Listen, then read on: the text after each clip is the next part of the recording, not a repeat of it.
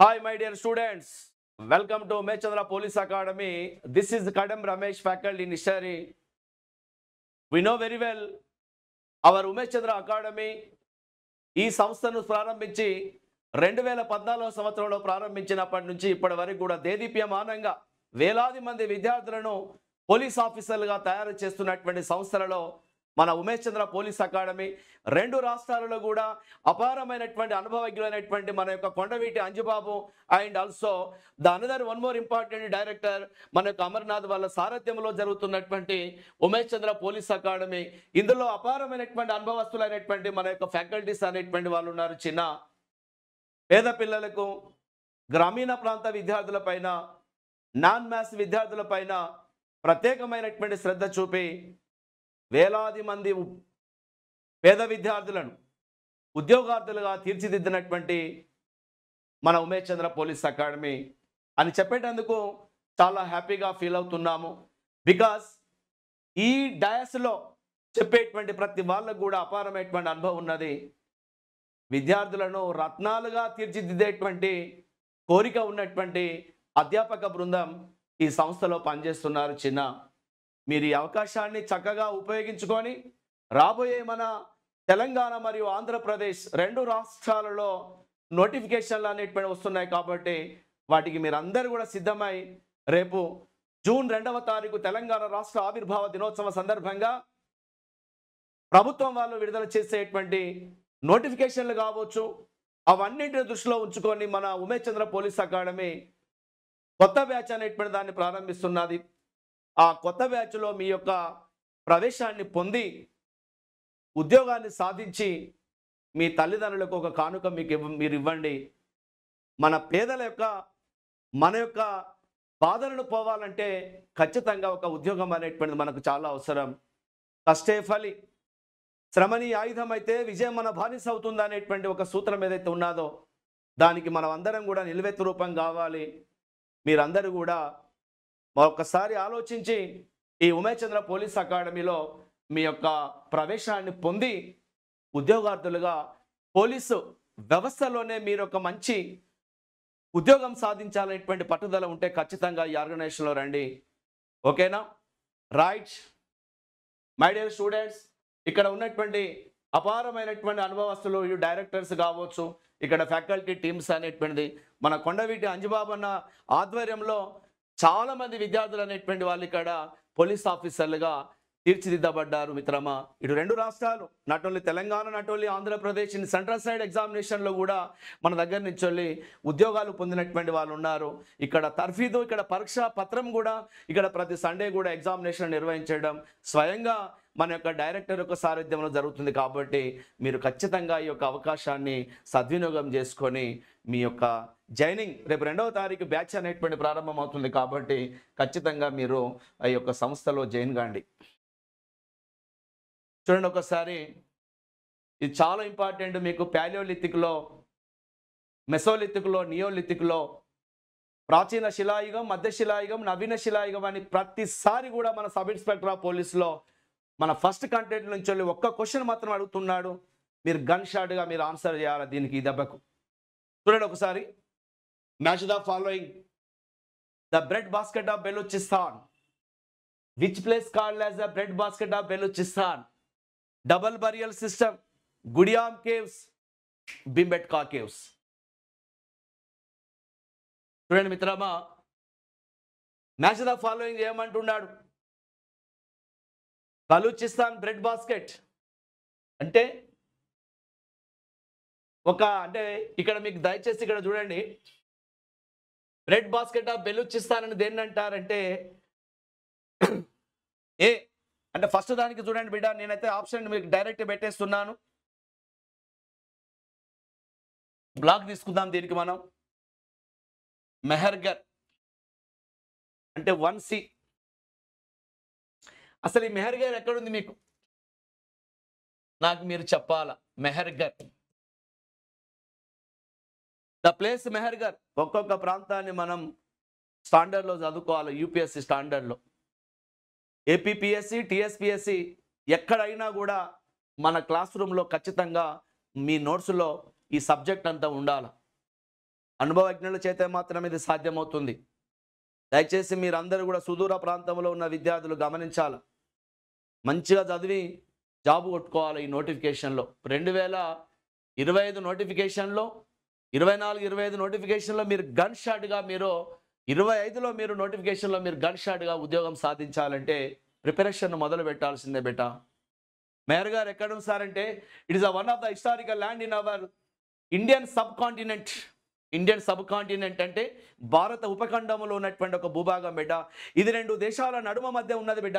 ఆ 2 దేశాలు ఏంటి సార్ అంటే ఒకటి ఆఫ్ఘనిస్తాన్ అనేటువంటి దాన్ని చెప్పండి చిన్న, ఒకటి ఆఫ్ఘనిస్తాన్ అనేటువంటి పేరుతో పిలుస్తారు, రెండవది పాకిస్తాన్ అనేటువంటి 2 దేశాల నడుమ భారత ఉపఖండంలో ఉన్నటువంటి భూభాగం సబ్ కాంటినెంట్ అనేటువంటి దాన్ని చెప్పండి. Sub continent. సబ్ కాంటినెంట్ అంటే భారత ఉపఖండంలో ఉన్నటువంటి ప్రాంతం. And also it's located beside Bolan passes అని చెప్పేసేయండి. బోలాన్ పాసెస్. ఒరే అమ్మ చాలా ఇంపార్టెంట్ చూడండి ఇది. బోలాన్ కనుమలు, మన ఖైబర్ బోలాన్ కనుమలు ఉన్నాయి. ఆఫ్ఘనిస్తాన్ పాకిస్తాన్ 2 దేశాల మధ్య ఉన్నది ఇది. భారత ఉపఖండంలో ఉన్నది ఇది మెహర్గర్. ఈ మెహర్గర్ అనేటువంటి ప్రాంతం నవీన శిలాయుగ ప్రాంతానికి సంబంధించింది బిడ్డ. నవీన శిలాయుగం నియోలిథిక్ పీరియడ్ కు సంబంధించింది. భారత ఉపఖండంలో ఉన్నది ఇది. భారత ఉపఖండం సబ్ కాంటినెంట్. ఈ మెహర్గర్లో ఏంటి సార్ ప్రత్యేకత ఏంటంటే బార్లీ అనేటువంటి పంట పండిస్తారు బిడ్డ. ఆ ప్రాంత ప్రజలు బార్లీ పండిస్తున్నారు, గోధుమ పండిస్తున్నారు, వరి పండిస్తున్నారు. అబ్బా వరి పండిస్తున్నారు. ఇన్ని రకాలైనటువంటి ప్రధాన ఉత్పత్తులు చేస్తున్నారు. కాబట్టి అందుకనే దీన్ని ఏమంటారంటే the bread basket of Balochistan అనే పేరుతో పిలుస్తారు. ఈ ప్రాంతం దేనికి సమీపంలో ఉంటుంది సార్ అంటే బలూచిస్తాన్ అనేటువంటి ప్రాంతానికి సమీపంలో ఉంటుంది బిడ్డ. బలూచిస్తాన్ మనకు ఆర్మీ ఏదైతే ఉన్నదో ప్రస్తుతం మనకు మన భారతీయ నైతిక విలువలు, మన భారతదేశం యొక్క గొప్పతనానికి హర్షిస్తూ మనతో పాటు సఖ్యతగా ఉండాలని కాంక్షిస్తున్నటువంటి మరొక దేశమే, మరొక ప్రాంతమే. వాళ్ళు విమోచన కోసమై పోరాడుతున్నారు పాకిస్తాన్లో నుంచి బిడ్డ. అలాంటి బలూచిస్తాన్ ప్రాంతానికి సంబంధించినటువంటి మెహర్గర్లో అద్భుతమైన పంటలు పండించారు. చిన్న గుర్తుంచుకోండి. మెహర్గర్ ప్రాంతం నివాస స్థలాలు లభించిన, అంటే గ్రామీణ నివాస స్థలాలు లభించిన, కుటీర పరిశ్రమలకు అంటే గ్రామాలలో ప్రజలు నివసించేటువంటి కల్చర్ మొదలైన ప్రాంతం ఏంటంటే మెహర్గర్. అది బెలూచిస్తాన్కు దగ్గరగా ఉంటుందన్న సంగతిని దయచేసి మీరు అందరూ కూడా గుర్తుంచుకోండి. సరే మనమైతే ఇప్పుడైతే ఆప్షన్లోకి వెళ్ళిపోదాం చిన్న. Bread basket of Baluchistan Mehrgarh. వికనన పద్ధతి బిడ్డ అంటే చనిపోయిన తర్వాత యజమాని శవంతో పాటు కుక్కకు సంబంధించినటువంటి ఆనవాళ్ళు కూడా దొరికినాయి బిడ్డ. కుక్కకు సంబంధించినటువంటివి. అలాంటి ఆనవాళ్ళు దొరికిన ప్రాంతం ఏంటిదంటే గుఫ్రికల్ అనేటువంటి ప్రాంతం అన్న సంగతిని చెప్పండి బిడ్డ. 2D అనేటువంటి దాన్ని చెప్పండి, 1C అనేటువంటి దాన్ని చెప్పండి. ఇక్కడ ఇంకోటి నాన్న ఈ డబల్ బరియల్ సిస్టమ్ అంటారు దాన్నే మనం. డబల్ బరియల్ సిస్టమ్ అంటే ఇక్కడ ఈ గుఫ్రికల్లో ఏం దొరికిందంటే యజమాని యొక్క అస్థి పంజరాలతో పాటు మెన్ ఫాజిల్స్ తో పాటు ఇంకా ఏం దొరికినాయి సార్ అంటే మెన్ ఫాజిల్స్ తో పాటు డాగ్ ఫాజిల్స్ అనేటువంటి కూడా దొరికినాయి సార్. ఇక్కడ డాగ్ ఫాజిల్స్ అని చెప్పండి. అంటే యజమాని యొక్క అస్థి పంజరాలతో పాటు కుక్కకు సంబంధించినటువంటి అస్థి పంజరాలు. అంటే ద్వికరణ పద్ధతి, double burial system evidences are founded in the place of అదే మన యొక్క గుఫ్రికల్. ఈ గుఫ్రికల్ లొకేషన్ ఎక్కడ సార్ అంటే కాశ్మీర్ అన్న సంగతిని చెప్పేసేయండి. కాశ్మీర్. ఇక నానా గుడియాం గుహలు. మీరు చెప్పండి అబ్బా ఈ గుడియాం గుహలు ఎక్కడ ఉన్నాయి సార్ మన దగ్గర అంటే తమిళనాడులో ఉన్నాయన్న సంగతిని చెప్పండి సార్. 3A అనేటువంటి దాన్ని చెప్పండి సార్. గుడియాం కేవ్స్ దేనికి సంబంధించిన సార్ ఈ గుడియాం కేవ్స్ అంటే మాత్రం 100% ఆన్సర్ మాత్రం ఇది చెప్పాల్సిందే బేటా మీరు. అవి ఏంటివంటే క్వార్టజైట్ అనేటువంటి రాయికి సంబంధించినటువంటిది అని చెప్పండి. క్వార్టజైట్. క్వార్టజైట్. ఈ గుడియాం గుహలో ఏ రాయికి సంబంధించిన సార్ అంటే క్వార్టజైట్ అనేటువంటి రాయికి సంబంధించిన సంగతిని 100% మీరు గుర్తుపెట్టుకోండి బేటా. క్వార్టజైట్ స్టోన్ అని చెప్పండి. క్వార్టజైట్ స్టోన్. ఓకేనా. ఇక చూడండి నాన్న భీంబెట్కా కేవ్స్ మీకైతే ఆల్రెడీ తెలుసు. భీంబెట్కా కేవ్స్ అంటే ఇగో ఇవి ఆన్సర్ మధ్యప్రదేశ్ అని చెప్పేసండి. ఇప్పుడు ఆన్సర్ ఏంటిది బేటా 1C అనేటువంటిది. 2 ఏంటి సార్ అంటే D అనేటువంటిది. 3 ఏంటిదంటే A అనేటువంటిది. 4 ఏంటి sir D. Answer will be goes to 4th option అని చెప్పండి సార్. మరి మీకు ఒకసారి ఇప్పుడు భీంబెట్కా కేవ్స్ మీద పరిచయం చేస్తా. భీంబెట్కా కేవ్స్, భీంబెట్కా. ఈ భీంబెట్కా కేవ్స్ ఎక్కడ ఉన్నాయి సార్ అంటే మధ్యప్రదేశ్ రాష్ట్రంలో ఉంటాయి, భోపాల్కు సమీపంలో అని చెప్పండి. అత్యంత శత్రు దుర్భేద్యమైనటువంటి ఆ యొక్క అడవులను ఛేదించుకుంటా భారతీయ పురావస్తు పండితుడైనటువంటి విష్ణు శ్రీధర్ వకాన్కర్ అంటే విఎస్ వకాన్కర్ అనేటువంటి వాడు ఏం చేసిండు సార్ అంటే విఎస్ వకాన్కర్ అనేటువంటి వాడు 1957లో భీంబెట్కా గుహలు అనేటువంటి వాటిని కనుగొంటాడు మిత్రమా.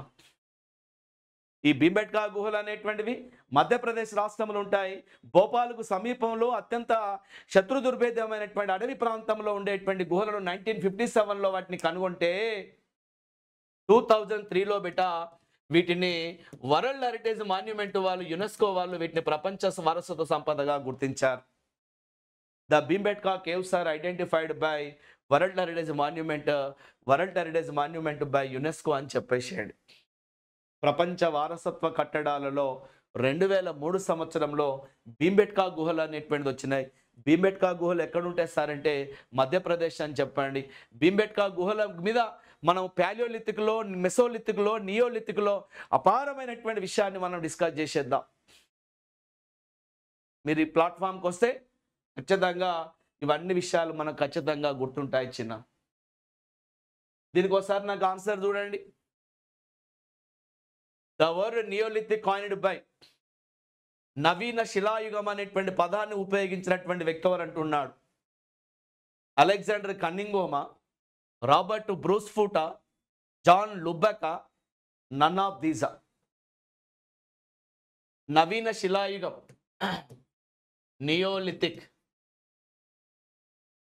నియోలిథిక్ అనేటువంటి పదాన్ని కాయిన్ చేసింది ఎవరని అడుగుతా ఉన్నాడు. సో ఇక్కడ మీకైతే మాత్రం ఆప్షన్స్లో మనం కొన్ని గమనించినట్లయితే చిన్న, అలెగ్జాండర్ కన్నింగ్హోమ్ అంటే ఆయన founder of ASI archaeological survey of India. ఇక రాబర్ట్ బ్రూస్ఫూట్ అంటే 1863వ సంవత్సరంలో ఆయన మద్రాసులోని పల్లవరం అనేటువంటి ప్రాంతంలో ప్రాచీన ఆది మానవునికి సంబంధించినటువంటి రాతిగొడ్డళ్ళ పరిశ్రమను ఆవిష్కరించిండో మద్రాసు రాష్ట్రంలోని పల్లవరం అనేటువంటి ప్రాంతం అని చెప్పండి. పల్లవరం ఇది ఎక్కడో సరే తమిళనాడులో ఉందని చెప్పండి, మద్రాస్. ఇక ఆన్సర్ మాత్రం ఎవరు సార్ అంటే జాన్ లుబెక్ అనేటువంటి వాడు అన్న సంగతిని చెప్పండి బిడ్డ. Answer will be goes to 100%. ఏంటి సార్ అంటే జాన్ లుబెక్, థర్డ్ ఆప్షన్ అనేటువంటి అని చెప్పేసాడు, థర్డ్ ఆప్షన్. ఓకేనా?